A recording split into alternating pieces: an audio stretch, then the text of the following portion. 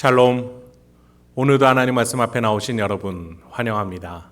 우리 함께 기도하겠습니다. 하나님, 오늘도 우리에게 귀한 말씀 주시니 감사합니다. 이 말씀을 들을 때에 우리가 열린 귀, 열린 마음이 주어지게 하여 주시옵소서. 스스로는 할 수 없사오니 전능하신 하나님께서 우리의 영혼을 가르쳐 주시옵소서. 그리하여 이 말씀을 듣고 소망과 용기를 품을 줄 아는 우리가 되게 하여 주시옵소서. 예수님의 이름으로 기도했습니다. 아멘. 오늘 함께 살펴볼 말씀 빌립보서 4장 1절에서 10절, 빌립보서 4장 1절에서 10절까지 함께 살펴보도록 하겠습니다.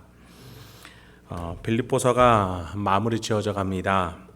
1장부터 3장까지 신앙생활의 원리에 대해서 말했다면 4장에서는 실제적인 빌립보 교회의 상황 속에서 필요한 권유와 권면을 줍니다. 마무리를 짓고자 하는 것이죠. 1절부터 3절까지 먼저 보죠.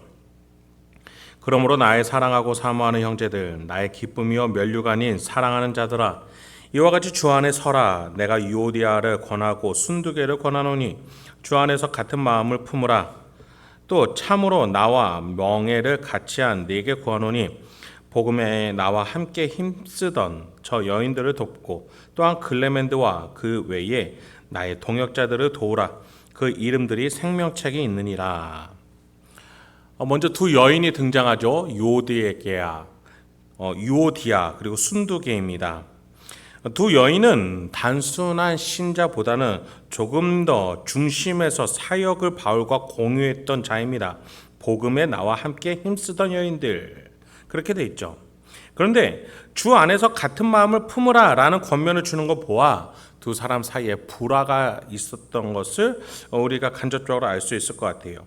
그런데 여러분, 그 불화가 얼마나 심했던지 로마 감옥에 있는 바울에게까지 전해져서 이렇게 글을 쓰게 만드는 거 보면 두 사람의 갈등은 굉장히 심각한, 나머지 교회나 다른 타신자에게까지 영향을 끼치기까지 큰 갈등이었나 봅니다. 여러분, 교회나 신자가 두 갈림길에 선다라는 것, 때로는 어려움이 되기도 하지만 때로는 도전이 되기도 하죠. 재정적인 문제에 있어서 결정이 세속적인 것인지 합리적인 것인지 고민할 때가 있고, 또 사람 문제에 있어서 덕으로 덮을 것인지 아니면 드러낼 것인지 고민될 때가 있어요. 이런 문제를 다루는 데 있어서 우리가 착각해서는 안 되는 게 있습니다. 어떤 한 편이 옳다라는 것을 다수결로 정해서 교회가 문제를 해결할 수 있다라는 결정은 전혀 교회 생리와 맞지 않습니다. 바울은 계속해서 같은 마음, 한 마음을 말하고 있어요. 필요한 것은 그래서 같은 마음을 공유할 수 있는 중재자, 3절에서 여인들을 도우라는 중재 역할을 빌립보 교회에게 하는 거예요. 나와 멍에를 같이 한 너에게 구한다 라고 말하고 있죠. 그래요, 한 울타리 안에서 한 지체로 함께 이 문제를 끌어안고 해결해 나가는 것이 중요한 것이지, 어느 쪽이 옳다라는 것을 합리적으로 풀어내는 것이 먼저가 아니라는 겁니다.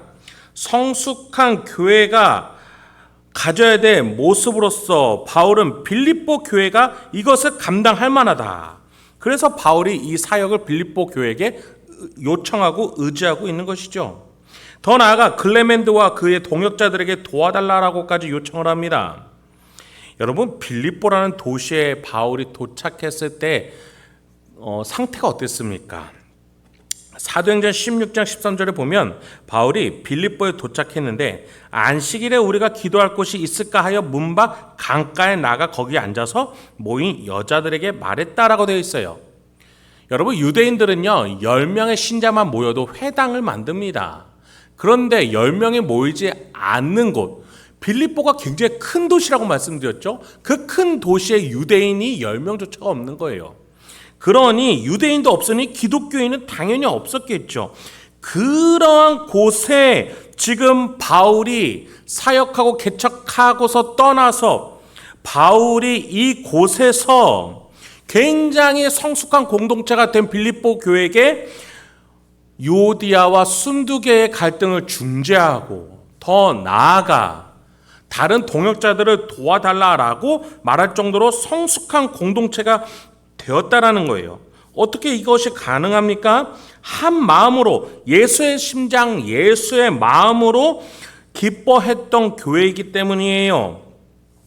여러분, 이렇게 연약한 공동체가 성숙해질 수 있는 유일한 단 하나, 예수와 한 마음 한 지체가 되기를 힘쓰는 공동체라는 것입니다. 4, 5절 보죠. 주 안에서 항상 기뻐하라. 내가 다시 말하노니 기뻐하라.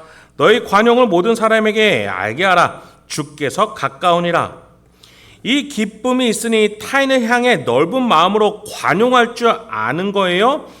왜 가능합니까? 주님께서 다시 오실 나를 향해서 한 마음으로 모여 있으니 함께 기뻐하고 다른 이들을 관용으로 받아들이면서 유오디아와 순두계와 같은 갈등을 해결해 나가고 어려움에 처한 사역자들, 클레멘드와 같은 사역자들을 도우며 한 마음으로 주님이 다시 오실 그날까지 가는 거예요. 여러분, 교회는 그렇게 확장하는 겁니다. 교회가 다른 곳으로 확장해서는 안 돼요. 대기업과 똑같아서 안 됩니다. 교회는 갈등을 화평하게 풀 줄 아는 복음의 능력으로, 더 나아가 복음의 진전을 향해 나아가는 선교사들을 도우면서 성숙해져 나가면서 저절로 성장하는 거예요. 그럴 때에 교회는 기쁨이 있는 것이죠. 6, 7절에서 바울은 교회가 이 기쁨과 관용을, 이 갈등의 문제 해결 능력을 어떻게 가질 수 있는지 정수와 같은 말씀을 이렇게 허락해 줍니다. 아무것도 염려하지 말고 다만 모든 일에 기도와 간구로 너희 구할 것을 감사함으로 하나님께 아뢰라. 그리하면 모든 지각이 뛰어난 하나님의 평강이 그리스도 예수 안에서 너희 마음과 생각을 지키시리라. 여러분, 이 구절 한번 잘 보세요. 기도하면 응답된다라고 되어 있습니까? 6절에 보니 기도와 간구를 하래요. 그러할 때에 7절 하반절에 뭐라고 되어 있어요? 너희 마음과 생각을 지키시리라. 우리가 하나님께 나의 인생과 문제와 갈등을 맡겼을 때에, 기도할 때에 하나님이 해결해 주실 줄 믿습니다. 감사함으로 아뢰 때에 하나님이 우리의 마음과 생각을 지켜주시는 거예요. 응답해 주실 때까지, 문제가 해결될 때까지 우리가 평안히 있을 수 있도록 마음과 생각을 지켜주시는 거예요. 불안과 초조와 염려와 걱정들이 우리의 생각과 마음을 어지럽히지 않도록 우리 안에 믿음과 순종과 화평과 덕스러운 성령의 열매들로 지켜주시는 지각 위에 가장 뛰어난 지각의 하나님께서 평강으로 우리를 지켜주시는 거예요. 그래서 우리는 기도하면서 교회를 유지해 나갈 수 있어야 된다는 겁니다. 개인적으로 여러분과 함께 기도하기 원하는 것은 우리 행복한 교회가 정말 더 건강해져서 성경을 연구하는 수요 모임과 기도에 힘쓰는 철야 기도 모임이 만들어지기를 우리가 함께 기도했으면 좋겠어요. 마지막으로 8절부터 바울은 이렇게 이렇게 빌립보서를 마지막 권면들로 마무리 짓고자 합니다. 여러 가지 권면들인데 제가 쉬운 번역으로 한번 들려드리겠습니다. 함께 들어보시죠. 형제 여러분, 선함을 추구하며 가치가 있는 것들에 마음을 쏟기 바랍니다. 참되고 고상하고 옳고 순결하며 아름답고 존경할 만한 것들을 생각하십시오. 여러분이 내게서 배운 것과 받은 것들을 행동으로 옮기십시오. 그러면 평화의 하나님께서 여러분과 함께 하실 것입니다. 여러분이 다시 나를 기억하고 도와주니 내 마음은 기쁨으로 가득합니다. 어쩌면 여러분이 늘 가져왔던 관심을 표현할 길이 없었을지도 모르겠습니다. 바울이 이 성숙한 공동체 빌립보 교회와의 교제하는 이 편지 속에서 빌립보 교회의 믿음과 신앙의 성숙함이 어떤지 우리가 잘 알 수 있는 것 같습니다. 이런 바울의 영성을 함께 교류할 수 있는 이 교회의 모습, 우리의 모습이 되길 소망합니다. 오늘 하루도 저와 여러분이 하나님이 주시는 것들, 하늘로부터 내려지는 것들을 구하며 이 말씀을 붙들고 살아가게 주님의 이름으로 축원드립니다. 함께 기도하겠습니다.